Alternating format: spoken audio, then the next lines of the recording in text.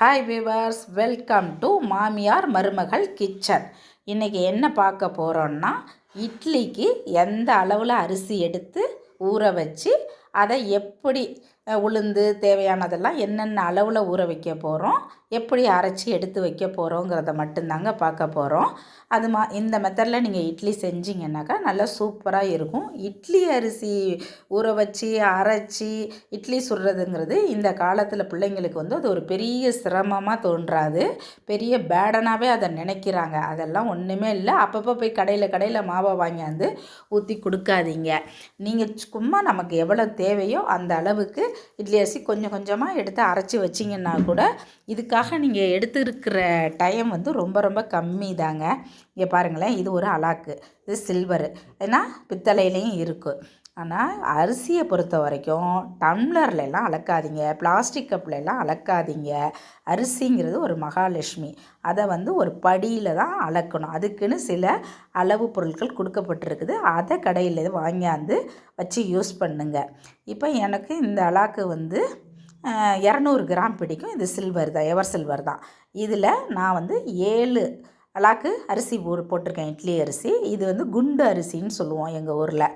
இது இட்லி நல்லா சாஃப்டாக வருங்க, பல்பியாகவும் இருக்கும், சாப்பிட்றதுக்கு டேஸ்ட்டாக இருக்கும்.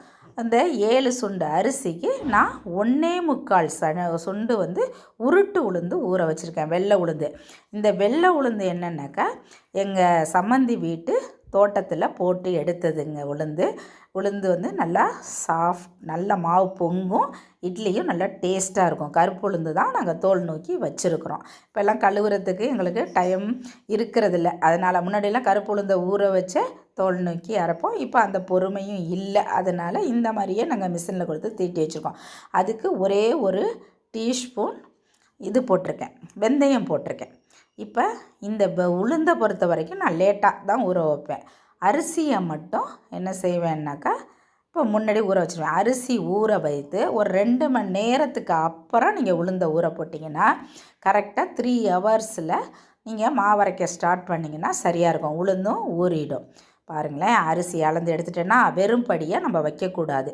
அதில் ஒரு சின்னதாக ஒரு அரிசியை போட்டு அரிசி எதில் கொட்டி வச்சுருக்கீங்களோ அதுக்குள்ளே இந்த பாத்திரத்தை, இந்த மெஷர்மெண்ட்டுக்கு படியை வச்சிடுங்க. அதை தனியாகவும் வைக்கக்கூடாது.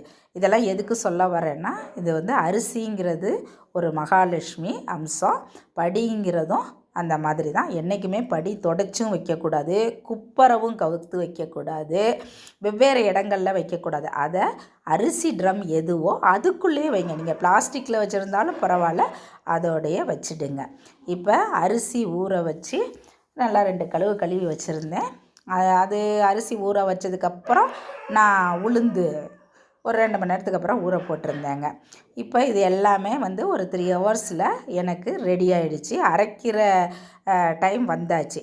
இப்போ எங்களோட கிரைண்டர் அல்ட்ரா கிரைண்டர் தான், நல்லா சூப்பராக அரைச்சிரும். எனக்கு இந்த கிரைண்டரில் மாவு அரைக்கிறதுக்கு இந்த 1.5 கிலோ அரிசிக்கு எனக்கு 1/2 hour தான் டைம் தேவைப்படுங்க. பாருங்கள், நல்லா இருக்கும். நல்ல கல் மட்டும் கிரைண்டருங்களில் கருப்பு கல்லாக இருக்கணுங்க. கருப்பு கல்லாக இருந்தால் மாவு ஒரு டேஸ்ட்டாக இருக்கும். வெள்ளை கல்லாக இருந்தால் தேயும். நீங்கள் கிரைண்டர் வாங்கும்போது அதை மட்டும் பார்த்து வாங்குங்க, எந்த கிரைண்டர். இதில் சின்ன சைஸெல்லாம் இருக்குது. சின்ன ஃபேமிலிக்கு அந்த 4 டம்ளராக 3 டம்ளராக போட்டு அரைக்கிற அளவுக்கு சின்ன ட்ரம் உள்ளதெல்லாமும் இருக்குது. அது கூட வாங்கி யூஸ் பண்ணிக்கோங்க, சின்ன ஃபேமிலியாக இருந்தால். இது இப்போ நான் இது 2 கிலோ அரைக்கிற அளவுக்கு வாங்கியிருக்கேன், அவ்வளோதான். இங்கே பாருங்களேன், உளுந்து போட்டாச்சு. ஃபஸ்ட்டு எல்லா உளுந்தையும் அட் அ டயத்தில் நம்ம போடக்கூடாது, கொஞ்சம் கொஞ்சமாக தான் போடணும். ஏன்னா அப்போ தான் ஸ்ட்ரக் ஆகாமல் 2 அந்த கல்லும் ஒரே மாதிரி சுற்றணும். ஒன்று ஆப்போசிட் டைரெக்ஷனில் தான் கிரைண்டரு சுற்ற ஆரம்பிக்கும். பாருங்கள், நல்லா கொஞ்சம் கொஞ்சமாக போட்டுருவேன். நீங்கள் நல்லா புதுசாக போடுறவங்க என்ன பண்ணுங்கள், டக்குன்னு கொண்டு கையை உள்ளே விட்றாதீங்க. விட்டிங்கன்னா கையை மாட்டோம். இப்போ நாங்கள்லாம் அனுபவத்தில் போடுறதுனால நாங்கள் துணிஞ்சு கையை உள்ளே விட்றோம். இதுக்குன்னு ஒரு தள்ளுற கரண்டி கொடுத்துருப்பாங்க, நீங்கள் அதாலேயே தள்ளினீங்கனால உங்களுக்கு தெரிஞ்சிருக்கும், மேக்ஸிமம் தெரியாமல் இருக்காது. இருந்தாலும் நான் ஒரு சின்ன டிப்ஸாக அதை எடுத்துக்கோங்க, அவ்வளோதான். தண்ணி ஊற்றும்போது அந்த கிரைண்டரை மூடுறேன் பார்த்திங்களா, அந்த இதில் தான் வச்சு இது மூடி வைக்கணும். அந்த இடத்துக்கிட்ட தண்ணி ஊற்றுனீங்கனாலே போதும். இங்கே பாருங்கள், இந்த பக்கம் நான் அரிசியை ஊறி இருக்கா அப்படிங்கிறத காட்டுறேன். இங்கே கையில் இப்படி நறுக்கணும்னா அந்த 3 மணி நேரத்தில் ஊறின அரிசி 2 துண்டாக மாறும். அப்படின்னா நல்லா அரிசி மாவு அரைக்க ரெடி ஆகிடுச்சி அப்படிங்கிறது அர்த்தங்க. அது பிரகாரம் அது ஊறி இருக்குது. நல்லா 3 ஹவர்ஸ் இல்லை உங்களுக்கு ஐயோ 3 மணி நேரம் தானே போட சொன்னாங்க, 4 மணி நேரம் ஆகிடுச்சுன்னா யோசிக்க ஊறுனா தப்பு கிடையாது, அப்பையும் அரைக்கலாம்.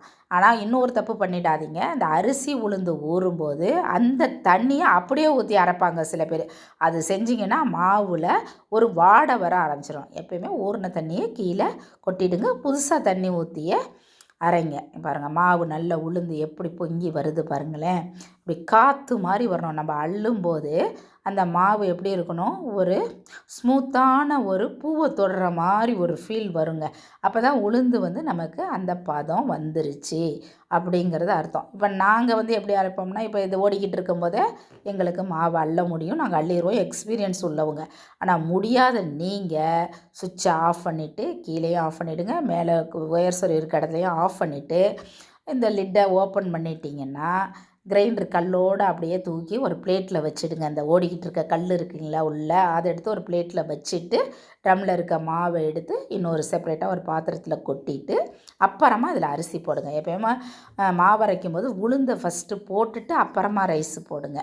அப்போ தான் மாவு நல்லா பொங்கி வருங்க. பாருங்கள் வலித்து வச்சுட்டேன். இது நான் ஓடிக்கிட்டு இருக்கும்போதே வலித்தேன். நீங்கள் தெரியாது எனக்கு மாவு அரைக்க தெரியாதுங்கிறவங்க தயவுசெய்து டைரெக்டாக நீங்கள் கையை விடாதீங்க. இப்போ அரிசி போட போகிறேன்.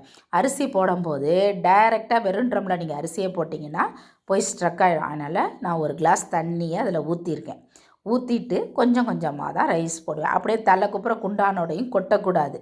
கொட்டினீங்கன்னு சொன்னால் இந்த 2 கல்லுக்கு நடுப்புற போய் இந்த அரிசிங்க லாக் ஆகிக்கிட்டு அந்த கல்லை நகர விடாது.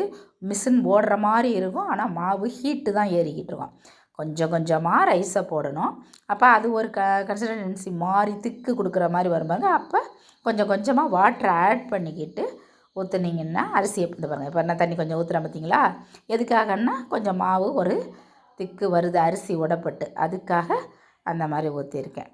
இப்போ கொஞ்சம் கொஞ்சமாக அந்த அரிசியை ஃபுல்லாக அதில் சேர்த்துருவேன்.